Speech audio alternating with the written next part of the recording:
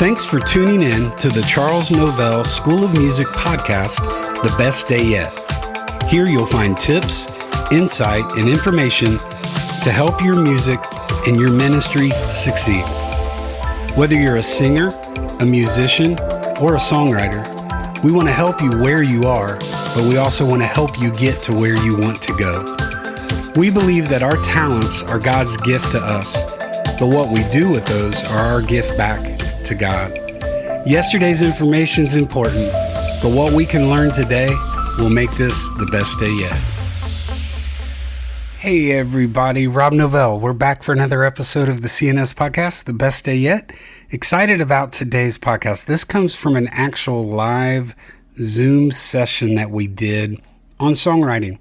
We've got some new, unique perspectives, some maybe different approaches that you could take for your songwriting. So at this time, we're going to go into a live session that we did with some of our students. I want to give you a unique perspective to look at your writing. And then I really, at the end, after we go through all this, at the end, just want to tell you a story of a concert that I went to last Saturday night, and a simple phrase was spoken, and man, it hit me hard. At the end of our little talk here, I just kind of want us to search ourselves as to why do we do this? Why are we doing this? And the story I'll share from the concert, I hope it hits you guys as hard as it hit me, because it just made me stop and think of everything that I do. So God used the story that I'll share at the end just to really challenge me in every aspect of my ministry and my music. So, all right, here's what we're going to do. If you don't know this, surprise, the crazier this world is getting, we are in a sick, dark world. And I think the challenge is even more real now for us to reach people. So you all as writers are vitally important in this whole chain of events. They say it all starts with the song, and that's very, very true. But it starts with what God speaks into your heart, to pen it down and get it on paper, to share it with an artist, to get it recorded and get it out to make a difference. So what we kind of debate back and forth is the whole entertainment, the whole money talk. We tend to lose people when we start talking business, right? Unfortunately, there is a business side to this, you all. The decision I just had to make in finding CNS a new home was based around, God first and foremost, but also it had to come down to a business decision at times. So one of the hats that I have to wear on a daily basis as director of the Charles Novell School of Music is I have to wear a business hat at times, and I have to approach the ministry of Charles Novell School of Music through a business mindset. But I made a conscious decision back in February to make some changes in Rob's lifestyle. Rob needed to get a hold of himself and get a little healthier. And I'm 60 pounds in on a journey. I'm averaging about 3 miles walking a day. There's days I do more. I did 4 miles today. What's happened for me, the walking has become extremely therapeutical for me, because what I do, it's some alone time I can have with God. But I listen to a lot of podcasts while I'm walking. Lately, I've been listening to a lot of things, a marketing podcast. So we are taking what I'm going to give you tonight, an outline that I saw listed as a marketing thing for business, okay, for sales, right? Here's the thing. As songwriters, think about it. We are in the sales business. We are trying to get a listener to buy our song, to hear our song. Would you agree with that? Here's the cool thing. What we're selling is a free gift. It doesn't have to be at the end of the marketing campaign. It doesn't have to be purchased. It just has to be received. I've been listening to a lot of marketing things because, and I tell you what, we're going to probably do another one of these down the road. So stay tuned, because what is one of the hardest things, and this is totally rabbit trailing, but what's one of the hardest things that we have to do at times with our songs is struggle with pushing and getting our songs out there and feeling like, how do we do this and how do we, it's marketing, you all. A lot of these techniques that I'm hearing about that I'm applying on the business side of things, we're going to tie it into writing tonight. And I think we can do a whole separate one of these one night on how we can get our songs out through marketing strategies. Okay. So I said it when I prayed. We need to constantly be looking for new methods to deliver the same old message. Okay. I think the method should constantly change. The message can't. The message is tried and true. The product that we are selling is the best product available to the world. Again, a product that this current world needs desperately. Okay. So we're going to talk about something tonight called the 7 E's. E's, like Elvis. I'm going to give you the list, and then we're going to break each one down. We might talk a little longer on one of them. Here are the 7 E's. Number 1, encourage. Number 2, engage. Number 3, educate. Number 4, expose. Don't park on that one. We'll definitely explain that one later, okay? Number 5, entertain. Number 6, empathize. And number 7, excite. So again, that's encourage, engage, educate, expose, entertain, empathize, and excite. Let's start to break this down. Okay. The first one, encourage. Isn't that why we do what we do? Yep. Don't we write Christian songs to encourage people? I mean, that's what we do. When you're having a conversation and you're trying to encourage someone, what is well, let me just tell you, the most successful trait that you can offer as you're speaking to someone to encourage them is you've got to be genuine. You got to be real. You can't speak into somebody's life if they can tell that you are lying and just falsely speaking into their life. With this encouragement, as we're writing songs to encourage people, y'all, we got to keep it real. We got to keep it genuine. And I think one of the things that we do as writers sometimes is we overthink our writing because we feel like, unfortunately, every song we write, there's 2 measuring sticks: the songs we've already written and the songs that everybody else has already written. We're measuring our current work against those 2 things. So we've got to keep it real, keep it genuine. Say what you mean and focus on the positive. When you're speaking to someone trying to encourage them, you got to say what you mean and focus on the positive things. All right. I think if we can approach our writing that same way, knowing that, hey, encouragement is a part of the game here, I think we can speak more positively into people. So if you're having conversations with someone and you're trying to encourage them, here was a list of 8 things that I ran across doing some study on this. These are little phrases that you can say to somebody to encourage them. These could end up being little lines that you could use in a song. Number 1, give it a try. Think about it. I told a student today, guitar lesson, and I asked her to I asked her to do something. And she's like, oh, I don't know if I can do that. Because I played it first, right? Showed her what to do and said, hey, play that. And she's like, I can't. And so to encourage her, I'm like, give it a try, right? So just a simple little phrase there. The second one, go for it. Number 3, why not? Number 4, it's worth a shot. Number 5, what are you waiting for? Number 6, what do you have to lose? Yeah. Number 7, you might as well. Number 8, Nike's slogan, just do it, right? Just do it. So those are just 8 quick little phrases that we may in conversation speak to somebody to encourage them. I don't know, Why couldn't we just pull one of those little phrases and pop it into one of our songs from an encouragement standpoint? Let's go on to number 2, engage. What we are trying to do, we want the listener to engage to our song. We want to grab their attention. You know, I wear this every day. At CNS 22, we honored Jeff Stice. It was our first year without Jeff. And so we did these blue. Jeff was a avid Kentucky fan. These said CNS 22, hashtag Team Jeff. And on the back, what's that word say right there? Connect. Okay. That was Jeff's key phrase.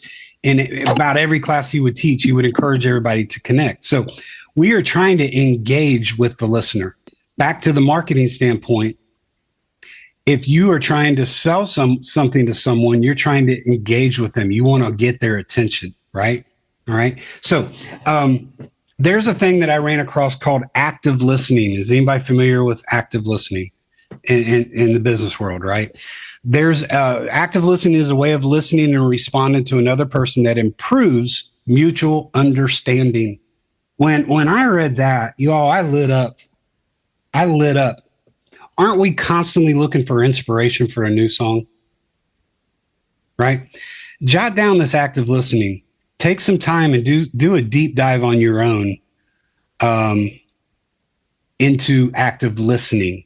Here's where I'm heading with this. Think about it. You've had conversations with people this week, right? Everybody has. We all do every day. I'm guilty of this, you all. There's times I don't practice active listening when I'm listening to someone, right? But think about it.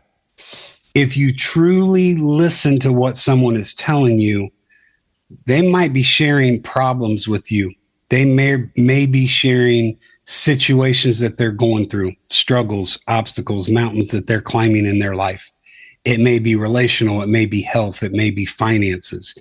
Y'all, if you start practicing active listening in your life, your inspiration source starts to open up immediately.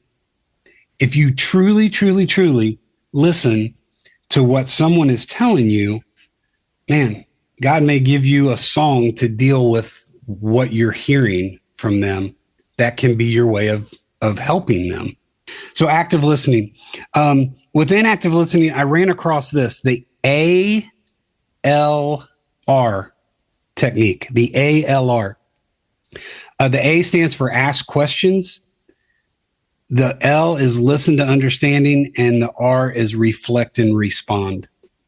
And again, in the sales world, I've been hearing a lot about this. A good marketing technique is to tell your client or potential client what it is that you can do for them.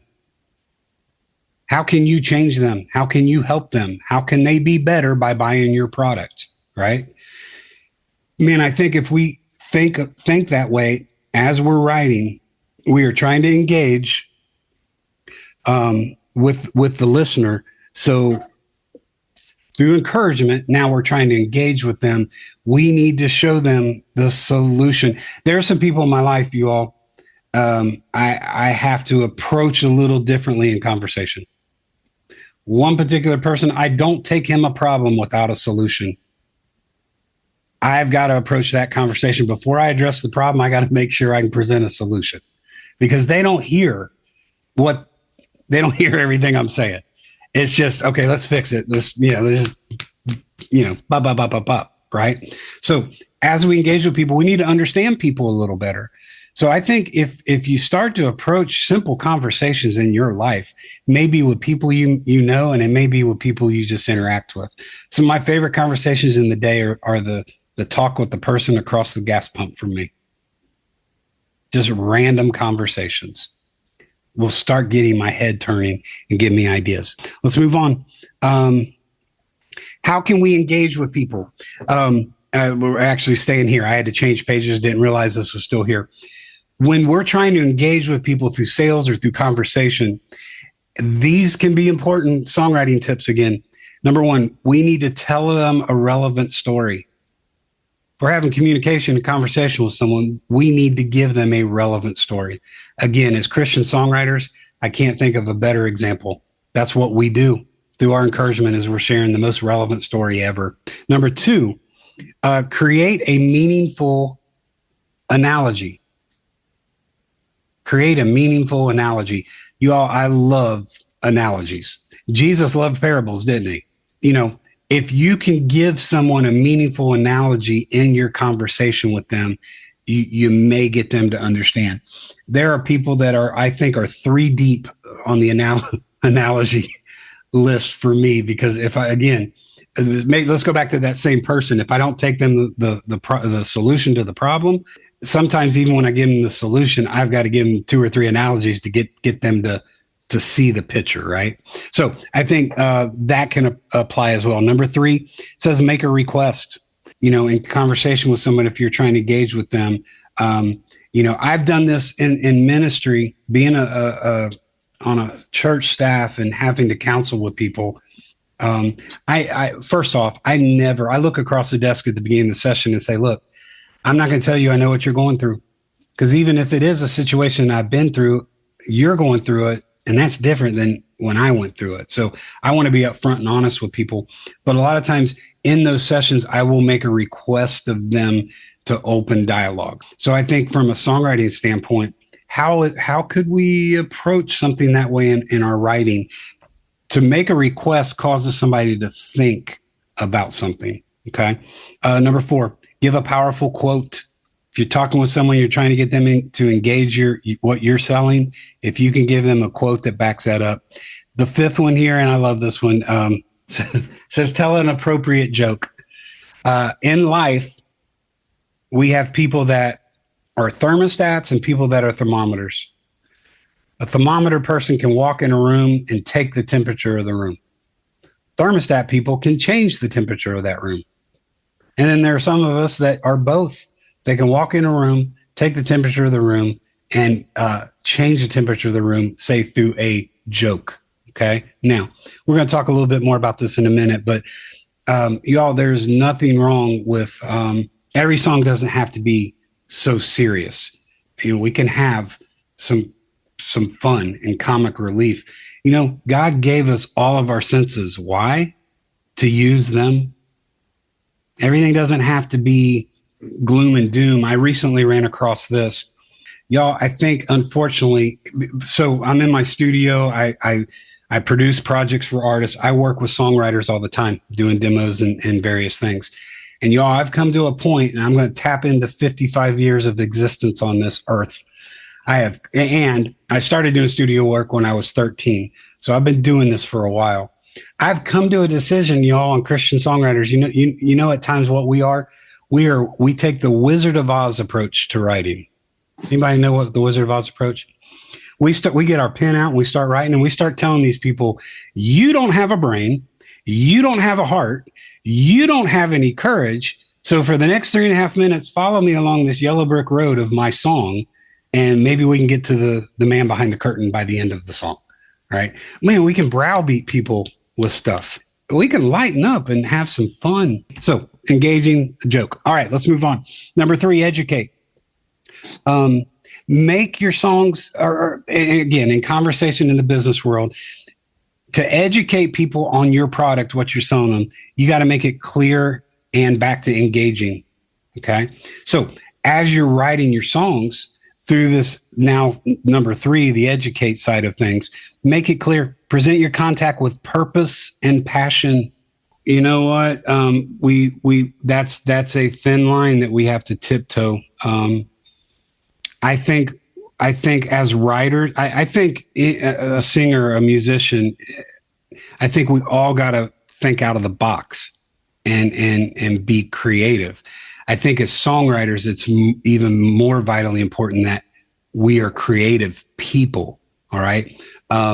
Our genre of music doesn't continue unless we write new songs and can produce new things. But we then can be overcritical of ourselves. And there's a thin line between constructive criticism and destructive criticism.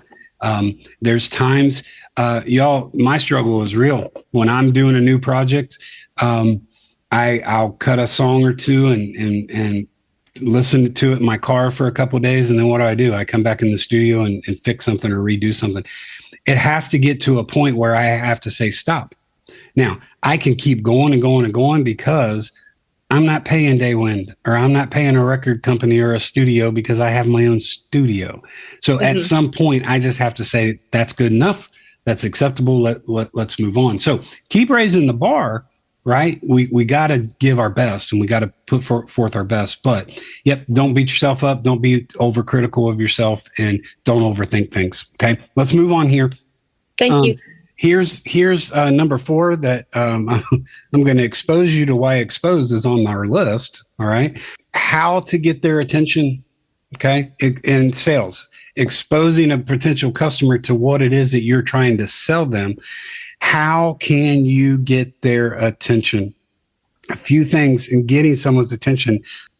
Ask them to share their thoughts. Okay. Now, songwriting is a one-way conversation. A lot of these things we're talking about, I keep saying, if you're talking to someone, if you're doing this or doing that, but think about it.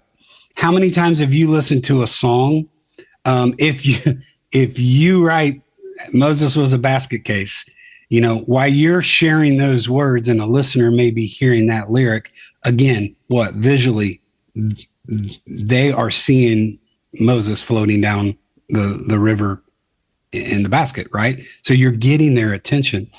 You are asking them through your writing to think, and that is them sharing their thoughts. Okay. Second thing here, match. This kind of goes back to the act of listening. Match their type of reasons. If they're being emotional, appeal to their emotions. Okay.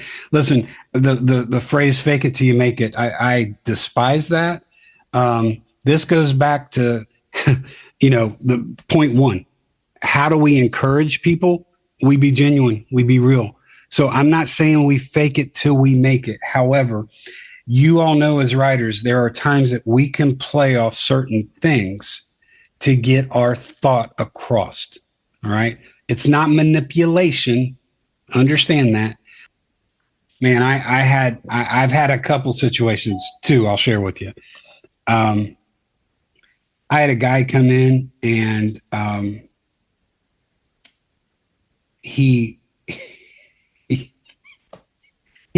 fessed up. He wrote this song, and it was a good song. It was asking God. It was slippery slope here, and I said earlier, we're not being political, and then we don't bring doctrine into these settings, and we never do at CNS. But there are certain ones of us, like me. Let me keep it personal. I live in Atlanta, Georgia. All right. My background and upbringing in the Pentecostal church circles qualifies me to live in Atlanta, because when I'm stuck in that traffic, y'all, every other car length, I can backslide and repent, backslide, repent. Right. So this guy brought this song in, and it was kind of coming back to God type of theme. And, we call it backsliding. Some call it rededication, whatever it is, whatever you want to call it, whatever flavor you want to give it. So I asked him his source of inspiration for the song, and he was honest. He said, well, this lady broke my heart and she left me. And this was really started out as a love song to her. And then God shifted it. I'm like, okay. He was hoping she would hear the song somewhere along the way. That's manipulation. All right. We don't write out of a standpoint of trying to preach our message or our platform. It's not our platform, y'all. It's God's. It's the Lord's. God has given us this platform, and let's be careful not to take advantage of that. The other one, this guy came in, and the song was just about hair being too long and too much jewelry, too much makeup. And look, that might work in your church circles, and if that's the only place you're singing, that's okay. That's okay. But that ain't going to fly everywhere that you try to present that. All right. So let's be careful there. Hey, Rob Novell here with the Charles Novell School of Music. I wanted to take a second to tell you about our next national session CNS 25 that'll be taking place June 22nd through the 28th at Bethel University in McKenzie, Tennessee. What could God do with your life, your music, and your ministry if you simply gave Him 1 week of your time? At CNS, you can study voice, piano, guitar, songwriting, bass guitar, drums, sound and technology, social media, group training, and more. For more information, reach out to us at www.cnsmusic.com. All right, let's move on to entertain. Okay. Again, touched on this a little earlier. There is nothing wrong with making a song fun. The whole Wizard of Oz thing again. Let's quit telling everybody you ain't got a brain, you ain't got a heart, and you don't have any courage. Let's quit telling them that. We can encourage them while we're having fun. So again, everything doesn't have to be we don't have to always write gloom and doom, turn or burn. Let's have some fun with our writing as well. Okay. Number 6, empathize. Empathy and sympathy I can get those words confused. Anybody else ever have issues with empathy and sympathy? Here it is in a nutshell. Sympathy is acknowledging someone else's pain. Empathy is choosing to feel that pain with them. I think we can be using more empathy in our writing these days. Again, when I counsel people, I tell them, I don't know what you're going through. However, I know who does. I know the one who knows exactly where you're walking and what you're walking through. So I can empathize with them in that moment by encouraging them to give their problem to the one who does understand. Okay. So empathy, a few things if you're trying in conversation to empathize with someone. You don't try to solve the problem for them. Okay. Now, we are offering solutions in our writing. That's the product we're selling is, again, the greatest gift to be purchased, and it's free, right? So we need to tell them, we need to point them to the problem. We need to, maybe here's a good way to look at this. We need to quit playing hero mode. I think as writers, we get caught up in wanting to be the hero and write the song that totally changes someone's life. Now, that's a great approach, but I think a better word, instead of trying to be a hero, we need to be a guide. We just simply need to guide them through their journey. All right. We don't need to come across as we have the answer to how to fix your problem. We need to come across as we can tell you the person that does have the solution to your problem. All right. All this deals with empathy. Avoid judgment. If you're talking to someone and you're trying to encourage them and you're trying to empathize with them, you don't start judging them. Empathy. All right. The last one, we've got to it. Excite. Can't think of anything more exciting than the hope that we offer people in our writing. Excitement. We need to keep our songs with that excitement built in there.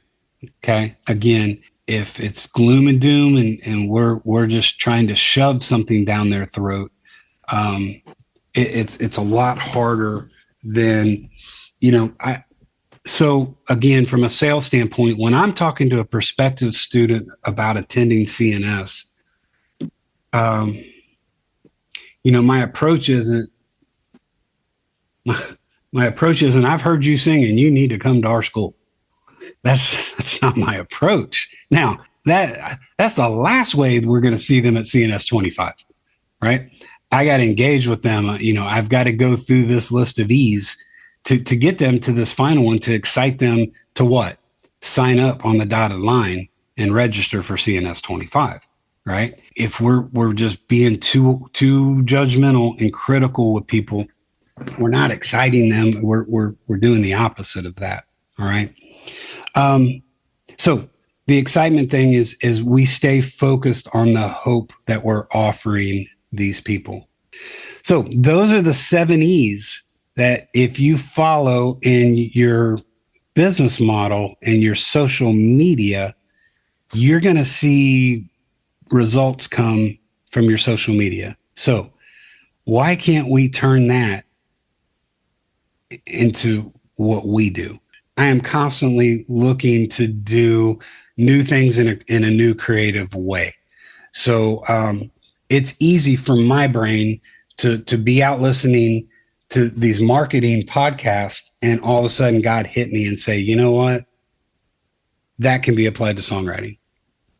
Student again this week that I was teaching told me that something I taught them musically this past week, they applied to their life.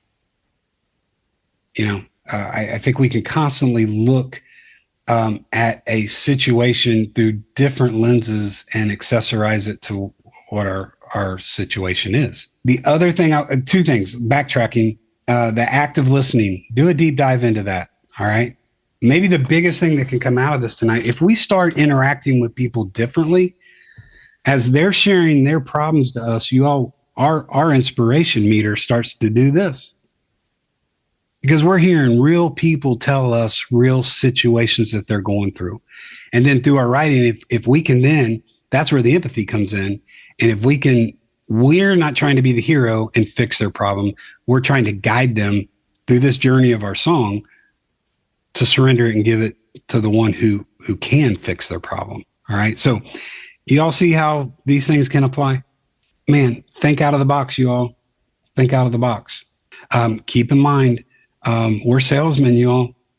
We're trying to sell a listener to the meat, the hook, the thought process behind why we write a song. We're trying to sell that to people. So think about it.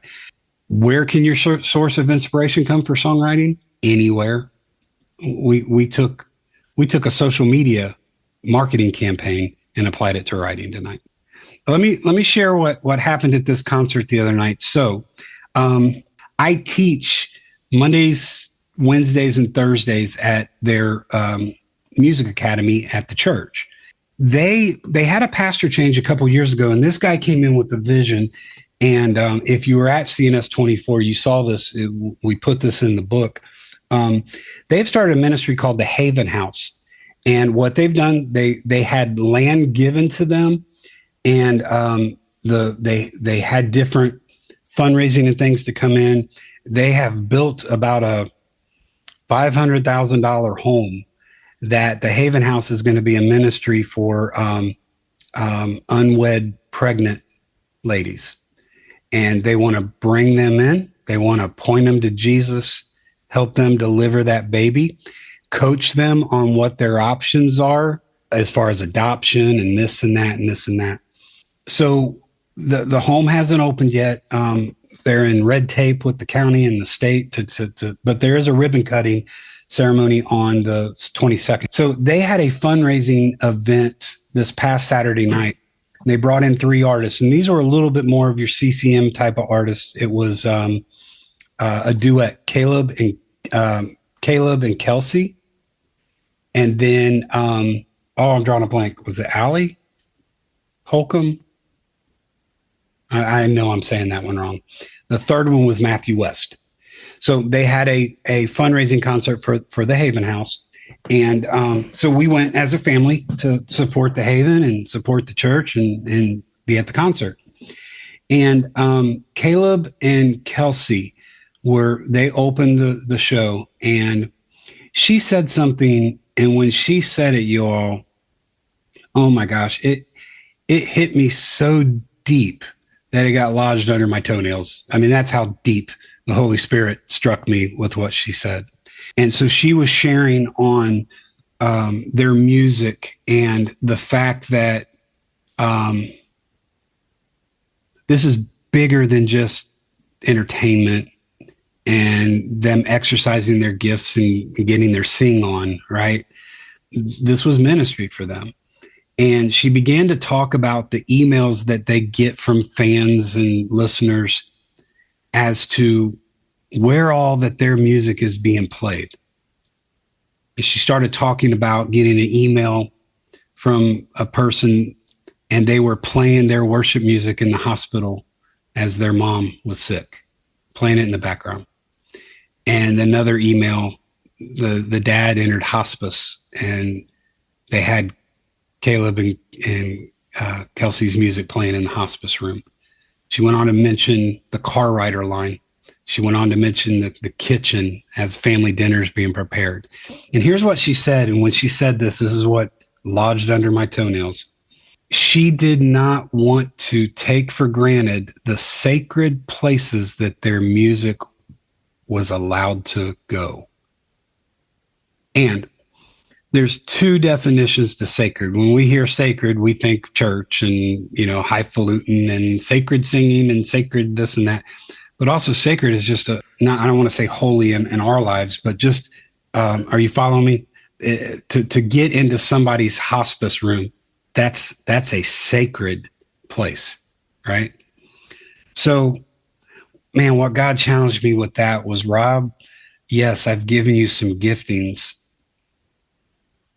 Don't take for granted your opportunity to get to the sacred place of someone's life, to hit them in those moments that they desperately need to hear. If you all write a song and it gets played in a hospice room while a loved one is passing, it's still pretty close to me. 4 years ago,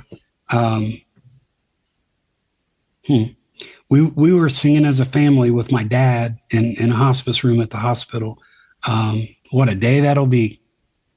And Dad took his last breath. Y'all, Jim Hill was a close friend of our family, very close friend. When I still lived in Ohio and Jim was still living, he would come to my studio, Counterpoint. We had it in Ohio, and we helped Jim with a lot of demos at the end of his life. And, but arguably the greatest song the man ever wrote, What a Day That'll Be, right? We allowed Jim Hill into that sacred place of the Novell family that night, So that was Saturday night, and God really charged me with that. Sunday afternoon after church, I'm doing my 3-mile walk. I'm listening to this podcast about the 7 E's. And God connected those two things for me. Isaiah 119, we're going to wrap up with this. Isaiah 119 says, if we're willing and obedient, we'll eat from the best of the land. Best of the land, y'all, is just success, however you want to slice and dice that. But we've got to be willing, which means we got to allow God to speak to us.